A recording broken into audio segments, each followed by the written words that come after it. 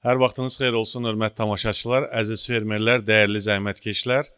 Real TV-də Aqrar Kredit və İnkişaf Agentliyinin dəstəyi ilə növbəti fermerin real dostu verilişinə baxırsınız. Mən ənənəvi studiyamızda deyiləm, hal-hazırda Azərbaycanın ən böyük, ən füsunkar, ən gözəl rayonlarından biri Qaxdayam və Qaxda möhtəşəm Heydər Əliyev mərkəzində Aqrar İnnovasiya Mərkəzinin təşkil etdiyi biznes festivalları çərçivəsində həyata keçirilən aqrar sahədə dövlətin dəstək mexanizmləri. Məhz bu panel müzakirəni sizə televiziya verilişi olaraq təqdim edəcəyik. Burada fermerlər, sahibkarlar əyləşiblər. Mən fürsətdən istifadə edib yaxından dəstək göstərdiyinə görə Qax rayon icra hakimiyyətinə və şəxsən Elvin Paşayevə təşəkkür eləmək istəyirəm. Burada müxtəlif dövlət qurumlarının rəsmiləri əyləşiblər. Həmçinin bizim panel müzakirədə, görüşlərdə mütəmadi olaraq yaxından iştirak edən həm dövlət qurumları, həm də özəl sektordan nümayəndələr var. Vaxtı itirmədən qonaqlarımı sizə təqdim eləmək istəyirəm. Bugün fermerin real dostunda aqrar sahədə dövlətin dəstək mexanizmləri panel müzakirəsində paneldə iştirak edən şəxslər məhz bunlar olacaq. Azərbaycan Biznesinin İnkişaf Fondunun baş direktoru Emin Şinov, Emin müəllim, mən sizi salamlayıram. Xoş gəlmisiniz. Dövlət Məşğulluğu Agentliyi adından Qax rayon xidmət şöbəsi müdiri Abdullah Abdullayev. Abdullah müəllim, salamlayıram sizi də. Qida Təhlükəsizliyi Agentliyindən Şəki Zaqatala regional bölməsinin nümayəndəsi Ayşə Məmmədova. Ayşə xanım, xoş gördük. Aqrar Sığorta Fondu adından Şəki filialının direktoru Toğrul Həşimzadə. Salamlayıram, Toğrul müəllim. Eyni zamanda banklar və bank olmayan kredit təşkilatlarından nümayəndələr var. Cumay Səmədov, Quzey Zeynalov, Orxan Abbasov, xoş gəlmişsiniz. Hörmətli tamaşaçılar, panel müzakirələri artıq daimi izləyən və bu formatda verilişimizə baxanlar bilir ki, biz mütəmadi olaraq bu formatı onun üçün regionlarda edirik ki, fermerlərə, sahibkarlara daha yaxın olaq, onların səsini açıq mikrofon vasitəsilə eşitdirək, onların problemlərini, çətinliklərini işıqlandıraq, elə dövlət qurumlarının, özəl sektorda olan qonaqların iştirakı ilə yerindəcə həll etməyə çalışırıq. Və bugün də inanıram ki, Qaxda buna nail olacağıq. Reglamentə əsasən hər bir panelçiyə 1-2 dəqiqə vaxt verəcəm. Emin müəllim, sizdən başlayaq. Zəhmət olmasa, Azərbaycan Biznesinin İnkişaf Fondundan daha əvvəllər Sahibkarlığı İnkişaf Fondu kimisi tanıyırdıq. Sizin fəaliyyətiniz hansı istiqamətlərdədir? Qax və bu bölgə üzrə, iqtisadi zona üzrə ümumiyyətlə sahibkarlara nə kimi dəstək göstərə bilirsiniz? Bu barədə sizdən eşitdik, buyurun. Dəyərli iş adamları, fermerlər, Qax sakinləri, xoş gördük hər birinizi. Mən Azərbaycan Biznesinin İnkişaf Fondunu təmsil edirəm. Qısa bir məlumat verim. Azərbaycan Biznesinin İnkişaf Fondu 2021-ci ildə Cənab Prezidentin fərmanı ilə İqtisadiyyat Nazirliyinin tərkibində fəaliyyət göstərən Sahibkarlığın İnkişaf Fondu və Azərbaycan İnvestisiya Şirkətinin birləşməsi nəticəsində yenidən təsis edilmişdir. Fondun məqsədi sahibkarlığın inkişafına müəyyən edilmiş prioritetlər çərçivəsində maliyyə dəstəyinin göstərilməsindən ibarətdir. Fond ötən dövrlər ərzində sahibkarlara və fermerlərə 58 mindən artıq layihənin maliyyələşdirilməsinə 3.7 milyarddan artıq güzəştli kredit ayrılmasını təmin etmişdir. Ki, bunun da böyük əksəriyyəti aqrar sahənin maliyyələşməsinə yönəlmişdir. Bugün də fondun fəaliyyəti, daha doğrusu təqdim etdiyi mexanizmlərdən ən aktualı və fermerlərə, xüsusən də aqrar sahəyə, o cümlədən təbii ki, sənayenin müxtəlif sahələrinə, xidmət sahələrinin müəyyən hissəsinə güzəştli kreditlər təklif edir, təqdim edir. Şərtlər nədir? Emin müəllim, bax, burada əyləşən insanlarımıza sadə dildə izah eləyək. Qoy tamaşaçılar, həm də buradakı Qax sakinləri şərtləri eşitsinlər. Necə ala bilərlər? Hansı formada, hara müraciət eləsinlər? Güzəştli kreditlərin ayrılması üçün müraciət formatı sahibkarlar ilk öncə müvəkkil kredit təşkilatlarına, yəni bank və bank olmayan kredit təşkilatlarına müraciət edirlər. Layihələr təhlil edildikdən sonra, ilkin mərhələdən sonra müraciət fonda yönləndirilir. Fond tərəfindən də müraciətlər prioritetlərə uyğunluğu və layihənin iqtisadi səmərəlilik göstəriciləri təhlil edildikdən sonra güzəştli kreditlərin ayrılması təmin edilir. Qısa haşiyə olaraq xatırladım ki, fonda daxil olmuş müraciətlərdən imtina halları, yəni 2%-ə çatmır.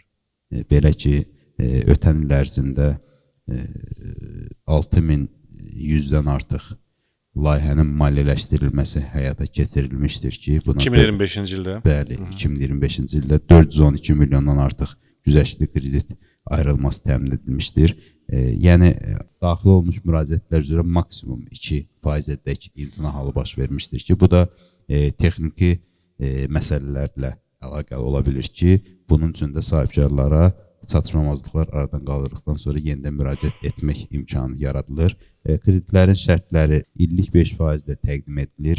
Kreditlər məbləğinin asılı olaraq müddəti 10 ilədək. Təbii ki, bu layihəyə cəlb ediləcək investisiyanın həcmindən asılıdır. Maksimum məbləğ nə qədərdir və minimum nə qədərdir? Minimum məbləğ 5000-dən başlayır, 10 milyon manata qədər kreditlər təklif edilir. Dediyimiz kimi, kreditlərin istiqaməti əsasən aqrar sahənin, yəni kənd təsərrüfatı məhsullarının istehsalının və emalı ilə məşğul olan sahibkarların layihələrinin maliyyələşdirilməsi, sənayenin, yəni neft, qaz sahəsi istisna olmaqla, sənayenin bütün sahələri üzrə maliyyələşmə həyata keçirilir.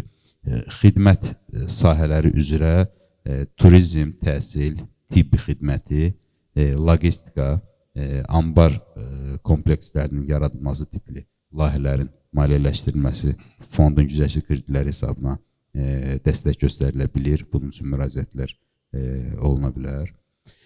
Neçə günə verirsiniz pulu? Əsas məsələ. Müraciət fonda daxil olduqdan sonra maksimum 10 iş günü ərzində. Yəni təxminən 2 həftə ərzində. Bəli, bəli. Yəni qeyri-iş günlərini də nəzərə alsaq, 2 həftə ərzində, maksimum 2 həftə ərzində layihənin nəticəsi ilə bağlı qərar qəbul edilir və sahibkara, daha doğrusu müvəkkil kredit təşkilatlarına qərar məlumat verilir. Təqdim edilir, bəli. Və bundan sonra sifariş əsasında, yəni bir gün ərzində vəsaitin köçürülməsi təmin edilir. Güzəştli kreditdən əlavə olaraq hal-hazırda fond xüsusi olaraq dövlət zəmanətli kreditləşmə mexanizmi təklif edir. Nə deməkdir ki, bu dövlət zəmanətli? Bu, yəni banklardan illik 15%-dək cəlb edilmiş kreditlərin dövlət zəmanəti ilə 7 illik dövr ərzində dövlət zəmanəti verilir 90%lik hissəsinə. Yəni kreditin məbləği 5 milyon manata qədər olar. Bankdan 5 milyona qədər kredit cəlb edərlərsə 15%lik. Bunun 7 il müddətinə dövlət tərəfindən dövlət zəmanəti ilə təmin edilir 90%lik hissəsi və 3 il ərzində faizlərin 10%lik bəndi, yəni 15%lik kreditin 10%lik hissəsi sizin tərəfinizdən. Bəli, fond tərəfindən subsidiyalaşdırılır. Cəmisi 5%-ni sahibkar ödəyir. Tamamilə. Bu ancaq Qarabağ işğaldan azad olmuş ərazilərə aiddir, yoxsa Azərbaycanın digər sahələri? Xeyr, işğaldan azad edilmiş əraziləri əhatə eləyir bu mexanizm. Təşəkkür edirəm. Çox sağ olun. Mən bilirəm ki, burada əyləşən sahibkarların da əlavə sualları yaranacaq. Dövlət Məşğulluq Agentliyi bizim panellərdə daim nümayəndə ilə iştirak edirlər və təmsil olunurlar. Abdullah Abdullayev, Qax rayon xidmət şöbəsinin müdürü. Abdullah müəllim, məşğulluq və xüsusən də aqrar sahədə məşğulluq istiqamətində agentlik və agentliyin regional nümayəndələri və filialları olaraq nə kimi işləri görürsünüz? Hansı proqramlarınız var və bu proqramlar nə dərəcədə praktikdir? Vətəndaşlar bundan necə istifadə edə bilirlər? Çox sağ olun, Ruslan müəllim. Dövlət Məşğulluq Agentliyi işsiz vətəndaşlara özünün məşğulluq proqramı çərçivəsində xidmət göstərir. Kənd təsərrüfatı sahəsi üzrə 4 istiqamətdə peşə hazırlığı kursları, əmək haqqının birgə maliyyələşməsi layihəsi, bir də məqsədli proqramlarla dəstək göstərir. Bəli. İlk öncə özlə məşğulluqdan başlamaq istəyərdim. Özlə məşğulluq proqramı çərçivəsində işsiz və iş axtaran vətəndaşlar kənd təsərrüfatı sahəsi üzrə 4 istiqamət üzrə müraciətləri qəbul olunur və onlar aktivlərlə təmin olunur. Hansı istiqamətlərdir bunlar? Bu istiqamətlər maldarlıq təsərrüfatıdır, qoyunçuluq təsərrüfatıdır, arıçılıq təsərrüfatı, bir də keçicilik təsərrüfatı sahələri üzrə. Yaxşı məsələyə toxundunuz. Bax, yeri gəlmişkən sual verim. Mən bir fermerəm, daha doğrusu mən bir sakinəm. Az təminatlı olmalıdır bu şəxslər, yoxsa istənilən sakinə verirsiniz bu malqaranı və ya arıçılıq Əsasən arı birinci növbədə işsiz və iş axtaran vətəndaşlar cəlb olunur. Əsasən həssas təbəqədən az təminatlı ailələrin vətəndaşları olmalıdır. Yaxşı, nə qədər malqara verirsiniz və ya arı ailəsi verirsiniz? Yəni bu limit var, say var, yoxsa necədir vəziyyət? Bəli, maldarlıq zərfində 3 baş yerli cins inək 800 kiloqram qarışıq yemlə təmin olunur vətəndaş.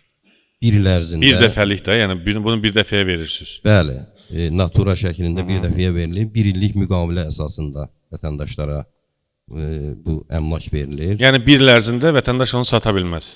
Xeyr, vətəndaş onu sata bilməz, dəyişə bilməz, üçüncü şəxsin istifadəsinə verə bilməz. Kəsə bilər onu, yəni heyvanları? Xeyr, yəni... Ancaq saxlamalıdır və belə deyək də artırmalıdır. Bir il ərzində ona saxlamalıdır, onu baxmalıdır, artırmalıdır və bu bir il ərzində Dövlət Məşğulluq Agentliyi tərəfindən ildə 2 dəfə monitorinq olunur. Aralıq monitorinq. Yoxlayırsınız ki, yerindədir heyvan yoxsa? Yekun monitorinq olunur ki, heyvanların saxlanması necə? Yaxşı, bu ətli istiqamətində heyvanlardır, yoxsa südlük? Adətən südlük. Adətən südlük olur. Südlük Yerli cinsdir, yoxsa xarici cins? Yerli cins inəklər. Yerli cins baş inək. yerli cins inək verilir. Arıçılıq sahəsi üzrə 20 yaşıq arı ailəsi, bal süzən aparat, bir də arıçı geyimi ilə təmin olunur.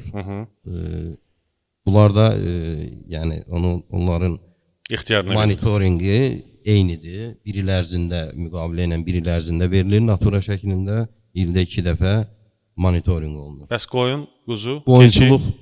Qoyunçuluq sahəsi üzrə 21 baş qoyun verilir. Oradan 20 baş qoyun, 1 baş erkək olmaqla 800 kiloqram yem standartdır. Keçicilik sahəsi üzrə 22 ədədli cəmi 22 baş, 20 baş keçi, 2 baş təkə. Bu arada bir məsələyə aydınlıq gətirmək üçün burada əyləşənlər və həm də fermerin real dostuna televizordan baxan tamaşaçılara və sakinlərə demək istəyirəm ki, bölgələrdən xüsusən bizi izləyənlərə bu yardım Dövlət Məşğulluğu Agentliyi, yardım deyirəm, yəni bu dəstək mexanizmi Dövlət Məşğulluğu Agentliyi tərəfindən verilən bir mexanizmdir. Bu Kənd Təsərrüfatı Nazirliyinin dəstək mexanizmi deyil və az təminatlı və həssas qrupdan olan insanlara veriləndir. Düzdürmü Abdullah müəllim? Yəni bunu Kənd Təsərrüfatı Nazirliyinin dəstək mexanizmləri, Aqrar Kredit və İnkişaf Agentliyi tərəfindən göstərilən dəstəklərə heç bir aidiyyəti yoxdur. Digər proqramlarınız? Bəli, digər proqramlardan peşə hazırlığı kursları təşkil olunur Dövlət Məşğulluq Agentliyi tərəfindən. O kursların arasında aqrar sahə ilə bağlı nələr var? Maraqlıdır. Aqrar sahə üzrə deməli baytar var, bağban var, zootexnik var. Yəni bu istiqamətdə kənd təsərrüfatı, bağçılıq üzrə elemanların yetişdirilməsi. Peşəkar mütəxəssislərin yetişdirilməsi. Bəli, peşəkar. Siz onlara sertifikat verirsiniz də, yəni diplom verirsiniz belə deyim. 3-6 aylıq peşə kursları təşkil olunur Dövlət Məşğulluğu Agentliyi tərəfindən və sonda müdavimlərə sertifikat və diplom təqdim olunur və onların əmək bazarına işə qayıtmasına, əmək bazarına inteqrasiyasına. Yəni işlə təmin olunmasına kömək edirsiniz, sadə dildə desək. Çox gözəl. Yaxşı, kim ora qoşula bilər? Yəni misal üçün burada əyləşib tutaq ki, insanlarımız istənilən şəxs o kurslara yazıla bilər və kursların şərtləri nədir? Orada ödəniş varmı və ya kimsə ödəniş etməlidirmi? Dövlət hesabınadır. Kurslara işsiz və iş axtaran şəxslər, işsiz şəxslər üçün pulsuz təşkil olunur. Heç bir ödəniş yoxdur. Və bunlar peşə kursunda təhsil aldığı devirdə onlara minimum əmək haqqının 50% həcmində təqaüd də verilir. Minimum əmək haqqı Azərbaycanda 400 manatdır. Bu demək ki 200 manat verilir. 200 manat onlara təqaüd də verilir bu 3 ay ərzində. 3 ay ərzində. Bəli. Çox gözəl. Bir də sizin maraqlı layihəniz var. Bu sahibkarlar üçün maraqlı olacaq əminəm. Əmək haqqının 50%-nin qarşılanması da səhv eləmirəmsə. Birgə maliyyələşmə, düz dedim adını yoxsa yox? Bəli, əmək haqqının birgə maliyyələşməsi layihəsidir. Burada işsiz vətəndaşların məşğulluğunun təmin edilməsi üçün işə götürənlərə işə götürənləri həvəsləndirmək məqsədi ilə əmək haqqının birgə maliyyələşməsi. Nə deməkdir bu? Bir dənə qısa, sadə izah eləyəcək zəhmət olmaz. Bu hər bir işə götürən üçün işçi sayı minimum 5-dən çox olmalıdır. İşçi sayına görə hər 5 nəfərə bir dənə bir vahid, iş vahidi düşür. Bu yeni yaradılan vakansiya üçün əmək haqqının bütün tutunmalar daxil olmaqla əmək haqqının 50%-nin Dövlət Məşğulluq Agentliyi tərəfindən qarşılanır. Məsələn, misal üçün gəlin elə Ulu Aqron götürək. Vüqar müəllim, sizdə nə qədər əməkdaş çalışır, sir deyilsə və bu proqramdan yararlanırsınızmı? Maraqlıdır mənə. Bəli, biz Abdullah müəllimlə danışmışıq bu barədə. Bu ildən bunu tətbiq eləyəcəyik. Bizdə sezon vaxtı günəmuzlu işçi çalışır, 800 min nəfərə yaxın işçimiz çalışır. Yəni biz bu proyektdən yararlanacağıq. Mən tamaşaçılara deyim, Vüqar Xəlilov Azərbaycanın ən böyük təsərrüfatlarından biri və Qaxda fəaliyyət göstərən Ulu Aqro MMC-nin rəhbəridir, direktorudur. Dövlətin dəstək mexanizmi əslində sizin kimi böyük müəssisələr üçün düşünürəm ki, faydalı ola bilər. Yəni tutaq ki, bir əməkdaşa 500 manat ya və 1000 manat məvacib ayırırsınızsa, onun yarısını dövlət qarşılayır, 50%-ni. Bəli, bu bizim üçün yaxşı təklifdir. Usta müəllim, Çox sağ olun Vüqar müəllim, minnətdaram. Növbəti çıxış üçün sözü Ayşə Məmmədovaya vermək istəyirəm. Ayşə xanım Azərbaycan Qida Təhlükəsizliyi Agentliyinin əməkdaşıdır, Şəki Zaqatala regional bölməsi üzrə. Ayşə xanım, gəlin başlayaq ondan ki, bu bölgədə ümumi fitosanitar vəziyyət necədir? Fermer və sahibkarların, kənd təsərrüfatıyla məşğul olan təsərrüfatların nə kimi çətinlikləri var? Qida Təhlükəsizliyi Agentliyi olaraq onlara necə dəstək olursunuz? Mən də görüş iştirakçılarını salamlayıram. Qida Təhlükəsizliyi Agentliyinin Şəki Zaqatala regional bölməsi olaraq biz xidmət göstərdiyimiz ərazidə milli monitorinq planına uyğun olaraq aparılan monitorinqlər zamanı bölgənin ümumi fitosanitar vəziyyəti müəyyənləşdirilir. Ki, hansı bağlarda hansı zərər vericilər var, həmin zərər vericilərə qarşı hansı tədbirlərin aparılması ilə bağlı qərar qəbul edilir və həmin qərara uyğun olaraq Bitki Mühafizəsi Aqrar Xidmətlər Agentliyi ilə birlikdə orada sağlamlaşdırıcı tədbirlər aparılır və sonra monitorinq keçirilir və nümunələr götürülür, bağın ümumi vəziyyəti müəyyənləşir. Buna görə də ixrac zamanı həmin bağlardakı vəziyyətə uyğun olaraq nümunələrin götürülmə tezliyinə təsir eləyir. Bu, ixracatçıların vaxt itkisinin aradan qaldırılmasına səbəb olur. Bundan başqa, ümumi vəziyyətə uyğun olaraq karantin tətbiq edilən zərər vericilərin yayılmasının da qarşısının alınması istiqamətində də monitorinqlər keçirilir. Bunların qışlama yerlərinin müəyyən edilməsi, onlara qarşı mübarizə tədbirlərinin aparılması tərəfimizdən həyata keçirilir. Söhbət daha çox yəqin ki, bu bölgədə təəssüf ki, yayılan qəhvəyi mərmər bağacağından gedir. Mübarizə üsullarını necə qurursunuz? Maraqlıdır. Yəni bu çox ciddi bir məsələdir və bununla bağlı Kənd Təsərrüfatı Nazirliyi adını çəkdiyiniz Aqrar Xidmətlər Agentliyi yerlərdə onların filialları, eyni zamanda Dövlət Aqrar İnkişaf Mərkəzinin əməkdaşları, daimlər və təbii ki, Qida Təhlükəsizliyi Agentliyinin mütəxəssisləri. Bax, bu prosesdə fermer və sahibkarlara necə dəstək olursunuz? Nəzərə alsaq ki, Qax, Zaqatala, Balakən bu bölgə kifayət qədər fındıq və qoz, yəni xüsusən də fındıq istehsal edən bölgədir. Burada fermerlərin də iştirak etməsindən istifadə edərək qısa bir məlumat da vermək istəyirəm. Ətrafınızda olan insanların maarifləndirilməsinə bizlərə də dəstək olmanızı. Çünki birinci əsas məsələ bunun birinci yerini müəyyənləşdirmək, yerini müəyyən etdikdən sonra onlara qarşı mübarizə tədbirlərini aparalım. Bir mexaniki mübarizə var, bioloji mübarizə var, axırda kimyavi mübarizə. Kimyavi mübarizə ən sonuncudur. Minnətdaram Ayşə xanım. Mikrofonu zəhmət olmasa Toğrul Həşimzadəyə ötürün. Aqrar Sığorta Fondunun əməkdaşı.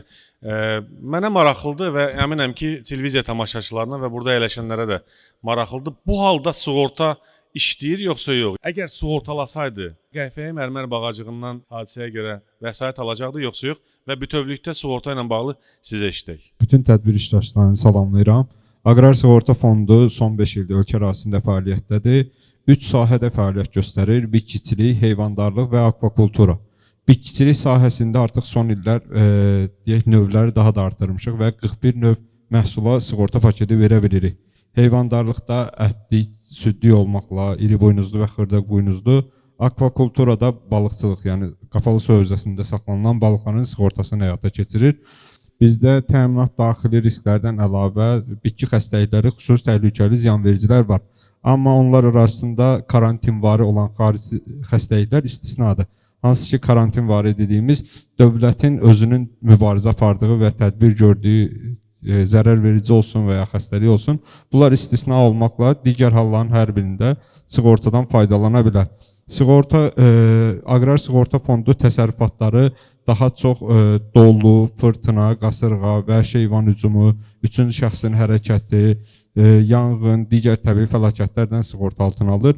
Hansı ki, bu risklər son illərdə Qax-Zaqatala, Balakən bu zonada daha çox baş verən dolu riski, vəhşi heyvan hücumu, üçüncü şəxslərin hərəkəti, bundan əlavə digər təbii fəlakətlərin də təsərrüfata vurduğu zərərlər var. Məlumat üçün bildirim 2022-ci və 2025-ci illər ərzində Qax rayon ərazisində ümumilikdə 1451 hektar sığorta olunan ərazi var ki, və onlara dəymiş zərərə görə Aqrar Sığorta Fondu tərəfindən 227.772 manat dəyərində sığorta ödənişi bu günə qədər ödənilib. Qəhvəyi mərmər bağacığı vəhşi heyvan sayılmır.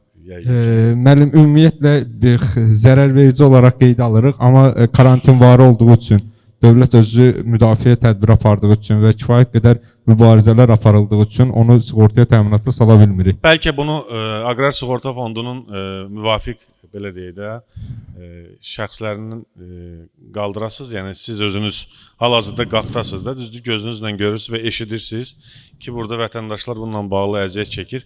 Qax-Zaqatala bölgəsində bu problemlər artıq bəlli bir dövrdür var. Bir il deyil, daha uzun müddətdir. Bəlkə Sığorta Fondu bununla bağlı müvafiq olaraq bir qərar qəbul edə bilər və təşəbbüslə çıxış edə bilər ki, məhz bu bölgədə qəhvəyi mərmər bağacığından əziyyət çəkən və ziyan görən real fermerlərə də bununla bağlı sığorta təminatı olsun. Necə düşünürsünüz? Məlumat üçün belə deyim, müəllim. Biz son illərdə öz sığortalı müştərilərimizdən, fermerlərimizdən də bir çox təkliflər eşidirik. Bu iqtisadi regiona və mərkəzi Aran iqtisadi regionuna daha çox xas olan təkliflərdən biri quraqlıqdır. Və digər fermerlərin bu dəqiqə səsləndirdiyimiz vahid məsələ mərmər bağacığıdır. Hansı ki, bu hər iki risk üzərində artıq Aqrar Sığorta Fondunda düşünülür və növbəti illərdə buna uyğun sığorta təminatı olacaq. Fermerin real dostuna baxırsınız. Biz Qaxdayıq.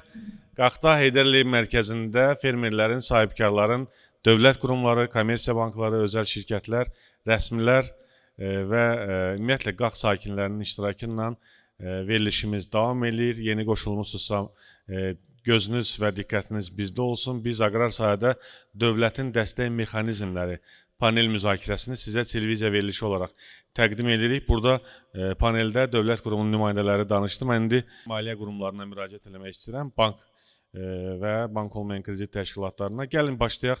Cumay Səmədov sizdən. Maraqlıdır, Şəki Qax bu bölgədə fondlar vasitəsilə, yəni Aqrar Kredit və İnkişaf Agentliyi, eyni zamanda Biznes İnkişaf Fondunun xəttindən fermerlərə, sahibkarlara nə cür dəstək olursunuz? Gələn fermerlərə, sahibkarlara hamıya qapını açırsınız, yoxsa bəzilərinə qapını bağlayıb kredit vermirsiniz? Salamlayıram, mən də öz növbəmdə hər kəsi, xoş görüşdük sizlə. Paytaxtda və regionlarda ATM-lər, filiallar şəbəkəsi ilə müştərilərin xidmətindəyik. Eyni zamanda biz Şəki filialı olaraq yaxın ətraf rayonlarda həmçinin Qaxda olan müştərilərimizə xidmət göstəririk. Sahibkarlığın İnkişaf Fondu, Akya kreditləri ilə bağlı mən bir-iki məlumatları nəzərinizə çatdırmaq istəyirəm. Belə ki, son ili götürsək 2025-ci ildə biz 650-dən çox Akya krediti və 158 SIF krediti ilə müştərilərə xidmət göstərmişik. Hansı ki, deyərdim ki, bu kreditlərdən də 50-yə yaxını Şəki filialının payına düşür ki, onun içində də Qax rayonundan olan kifayət qədər müştərilərimiz var. Nə qədər vəsait vermişsiniz Qaxdan olan müştərilərinizə? Qaxdan olan müştərilərimizə son ildə 200 mindən çox Akya krediti ilə xidmət göstərmişik. Ümumilikdə isə 500 mindən artıqdır son ildə verdiyimiz kreditlər. Mən buradakı sahibkarları, fermerləri, hər kəsi öz filialımıza dəvət edirəm xidmətlərimizdən yararlanmaq üçün. Nə kömək lazımdırsa, nə dəstək lazımdırsa, qulluğunuzdayıq. Biz həmçinin Akya və SIF fonduna da öz minnətdarlığımızı bildiririk. Biznes İnkişaf Fondu. Biznesin Artıq adlar üzr dəyişib. istəyirəm. Ona görə ki, onların sayəsində biz fermerlərə dəstək ola bilirik. Nə vaxt nə lazım olsa, Şəki filialı Unibank olaraq qulluğunuzdayıq. Şəkillər qonaqpərvərdir, başa düşdük. Yaxşı, imtina halları nə vaxt olur Cumay müəllim? Deməli, Yəni müəllim. gələndə fermer, sahibkar məbləğlə bağlı müraciət edəndə siz onlara niyə və nə səbəbə yox deyirsiniz? Sadə dildə desək. Mən belə deyim, biz çalışırıq ki, müraciətləri müsbət cavablandırmağa çalışırıq əksər hallarda. İmtina səbəbləri adətən belə olur. Müştərilərin və ailə üzvlərinin, bizneslə əlaqəli şəxslərin kredit tarixçələrində gecikmə çox olduğu hallarda, müəyyən biznesdə sənədlərin çatışmadığı hallarda.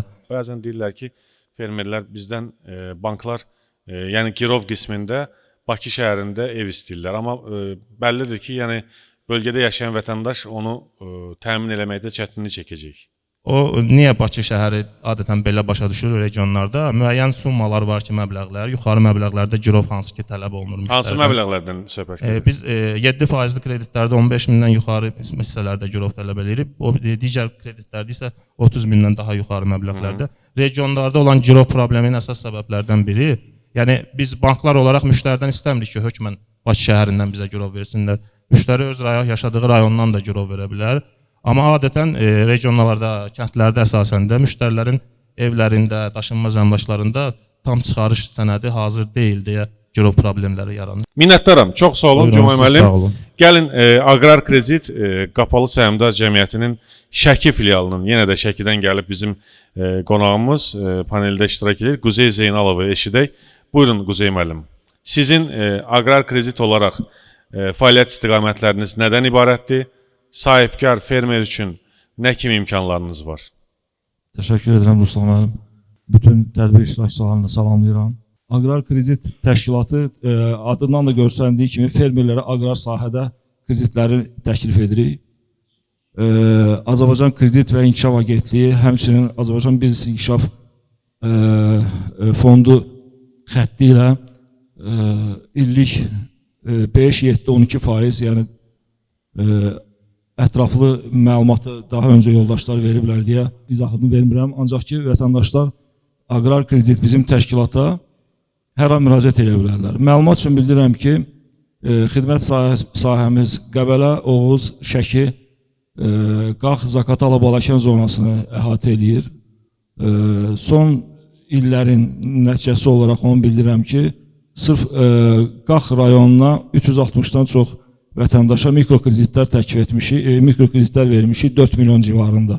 Gəlib vətəndaş müraciət edir ki, bizə hansısa bir güzəşt tətbiq edin, bizə hansısa yardım eləyin. Ancaq biz bütün yardımın hamısını qabaqda, yəni kredit verilən zaman ona təklif edirik.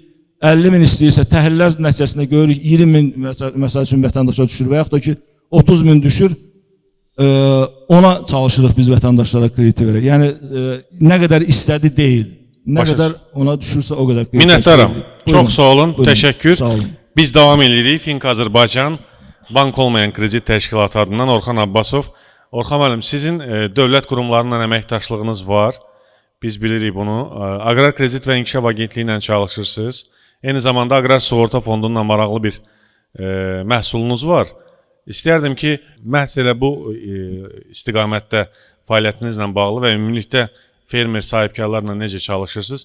Bir neçə cümlə ilə sizə eşidək. Buyurun. Salamlayıram hər kəsi. Təşkilatçınız üçün təşəkkür edirəm. Finka Kredit Təşkilatında aqrar sığorta kredit məhsulu mövcuddur. Biz bu aqrar sığorta ilə birgə layihəmizdir. Benefisiar olaraq təşkil olunmuşdur. Bunun faydası nədir fermer üçün? Bax burada hal-hazırda həmin kreditlərdən yararlanan sahibkarlar, fermerlər, bunların təsərrüfatları sığortalanır. Əgər kreditə müraciət ediblərsə, kənd təsərrüfatı təyinatlı kredit götürürlərsə, həmin məqamda fermerin təsərrüfatı tam olaraq sığortalanır və bu sığorta məbləğinin 50%-i dövlət tərəfindən qarşılanır. Yəni bu bir üstünlükdür. Əgər təsərrüfatının istifadəsi dövründə, məhsulun yığılması dövründə hər hansı bir ziyanla qarşılaşarsa, zərər çəkirsə, birbaşa sığorta əməkdaşları ilə əlaqə saxlanılır, hadisə yerinə baxış keçirilir ilkin olaraq qiymətləndirilir və həmin dəymiş ziyan məbləği fermerə, sahibkara qaytarılır. Bundan əlavə Finka Kredit Təşkilatı olaraq tək kreditləşmə sahəsində deyil, mən 2025-in statistikasına görə deyə bilərəm ki, 1000 nəfər müştəriyə maliyyə savadlığı təlimi keçirilmişdir region üzrə. Yəni, bu qaxta da həmçinin 2025-də təşkil olunmuşdu. Bu qaydada əsas məqsəd o idi ki, kreditin gəlirli sahəyə yönəltmək, gəlir əldə etdikdən sonra təsərrüfatın, hər hansı biznesin inkişafına sərf olunmasıdır bu əsas məqsəd. Çox sağ olun Orxan müəllim, minnətdaram. Fermerin real dostuna baxan tamaşaçıları mən yenidən salamlamaqdan məmnunam və biz əvvəldə də qeyd etdik ki, hal-hazırda qaxtayıq. Aqrar sahədə dövlətin dəstək mexanizmləri panel müzakirəsini sizə gözəl, füsunkar, təbiətli, eyni zamanda Azərbaycanın ən böyük kənd təsərrüfatı rayonlarından olan qaxtan təqdim edirik. Burada təsərrüfatçılar var, fermerlər var, sahibkarlar var. Panel müzakirəmiz bitdi və mənim ən çox sevdiyim hissəyə keçid alırıq. Açıq mikrofonumuz var və bu mikrofon vasitəsilə mən istəyirəm ki, suallar ünvanlansın və o sualları bizim qonaqlarımız cavablandırsın. Kimin sualı var? Mikrofonumuz açıqdır, buyurun. Özünüzü təqdim edin, zəhmət olmasa. Əhmədov Zabit. Zabit Əhmədov. Sahibkar, iş adamıyam. Mən də Ruslan müəllimini salamlayıram. Buraya gələn dövlət qurumlarını hamısını salamlayıram. Çox gözəl tədbir keçirdi sahibkarlar üçün. Mən sağolun Şirinovadır. Emin müəllimə, bəli. Emin müəllimə bu sahədən çox yararlanmışam. Mən təklif edərdim ki, kənd təsərrüfatı üçün ayrıca bank təşkil olsun Respublikada, öz fikrimdir. Və biraz faizi də bəlkə 1-2% aşağı salmaqla və möhləti də uzadılsın. Çox sağ olun Zabit müəllim, çox maraqlı təklifdir. Görək Emin müəllim nə cavab verəcək, buyurun. Çox sağ olun Zabit müəllim sual üçün. Siz özünüz də vurğuladınız, siz fondun vəsaitindən bir neçə dəfə yararlanmışsınız digər iqtisadi sahə üzrə, digər fəaliyyətiniz üzrə. Diqqətinizə çatdırım ki, yəni fondun, yəni Azərbaycan Biznesinin İnkişaf Fondunun təqdim etdiyi kreditlər 5%-ə dək belə deyək, təqdim edilir və mən güman edirəm ki, nəinki ölkəmizdə, postsovet ölkəsi, hətta bir çox ölkələrdə biraz da irəli getsəm, bəlkə də çox az ölkələrdə ola bilər ki, bu faizdə kredit təklif edilsin. Bu faiz dərəcəsindən kredit həddi yoxdur və məlumat üçün bir də qeyd edeyim və qanunvericilikdə də var. 5%-ə dək kredit bu 1% fondun payına düşən faizdir və 4%-ə dək hissəsi bankların burada göstərdiyi xidmətə görə marja, əlavə marjalarıdır. Onda banklardan xahiş edib marjalarını azaltsınlar. Əlavə olaraq da qeyd edək ki, banklardan adi kreditlər də götürülsə, bilirsiniz ki, kreditin həcmi kiçildikcə burada faizlər aşağı düşür, amma fondun təqdim etdiyi kreditdə kreditin həcmindən asılı olmayaraq faizlər stabil olaraq davam eləyir.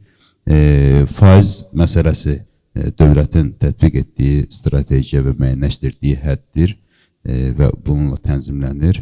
Gələcək zamanlara görə bu burada baxıla bilər. Amma bunu siz Mərkəzi Bank və ya Banklar Assosiasiyası, yəni hər hansı bir maliyyə qurumları ki var, bunu müzakirə edə bilərsiniz və nəzərə alsaq ki, Zabit Əhmədov kimi fermer sahibkarlar tək deyil, yəni insanlar çoxdur. Bu kontekstdə və bu mənada düşünürəm ki, müzakirələr aparıb hansısa bir ortaq nəticəyə gəlmək olar. Bəli, dəyərli tamaşaçılar, hörmətli fermerlər, əziz zəhmətkeşlər, fermerin real dostu Qaxtan Heydər Əliyev mərkəzindən aqrar sahədə dövlətin dəstək mexanizmləri panel müzakirəsini sizə veriliş olaraq, televiziya verilişi olaraq təqdim etdi. Bugün bu verilişimizi burada başa çatdırırıq.